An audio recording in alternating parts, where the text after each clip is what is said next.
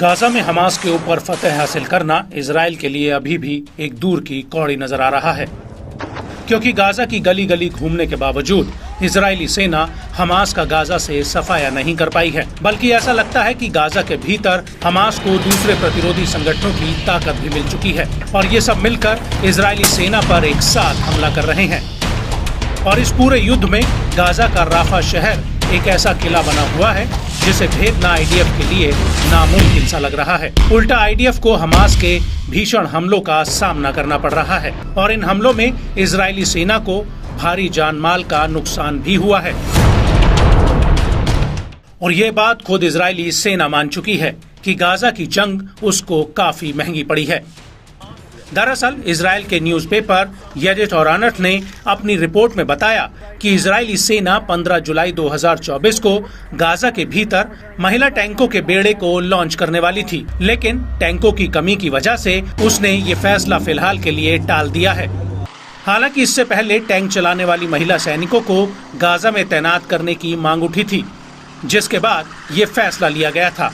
लेकिन अब इजरायली सेना के चीफ ऑफ स्टाफ ने ये फैसला नवंबर 2025 तक के लिए टाल दिया है, क्योंकि आईडीएफ टैंकों की गंभीर किल्लत से जूझ रही है और दूसरा मोर्चों पर युद्ध लंबा खिंच रहा है।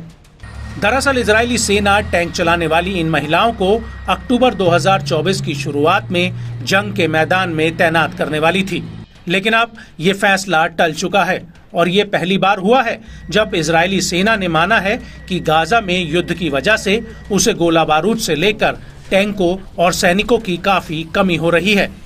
यहाँ तक कि उसके कई सैनिक और कमांडर युद्ध में या तो मारे गए हैं या फिर घायल हुए हैं और इसी वजह से आईडीएफ के सामने युद्ध में बाधाएं आ रही हैं।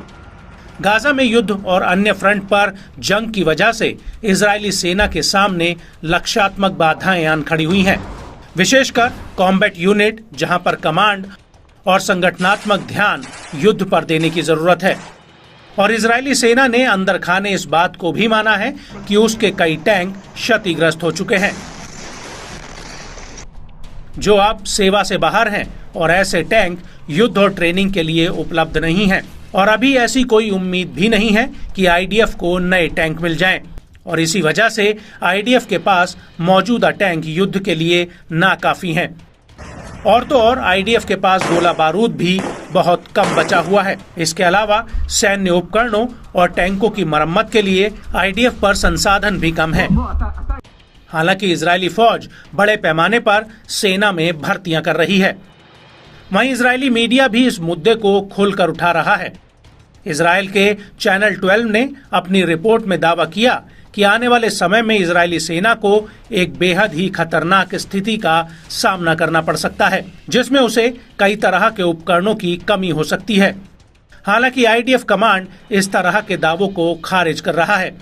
वहीं इजरायली सेना में रेगुलर सैनिक, रिजर्व और वॉलंटियर फोर्स ने चैनल 12 को हथियारों की इस कमी के बारे में बताया है।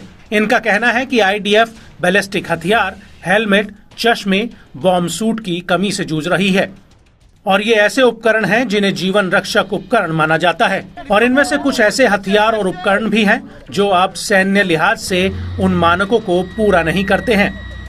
और हाल ही में इजरायली न्यूज एजेंसी मारीव ने अपनी रिपोर्ट में कहा था कि गाजा में आईडीएफ 500 बख्तरबंद सैन्य वाहन खो चुकी है। इसके अलावा आईडीएफ मेरकावा टैंक की जगह अब एपीसी आर्मर्ड व्हीकल को जंग में उतार रही है, जो मेरकावा टैंक के मुकाबले काफी कमजोर माना जाता है।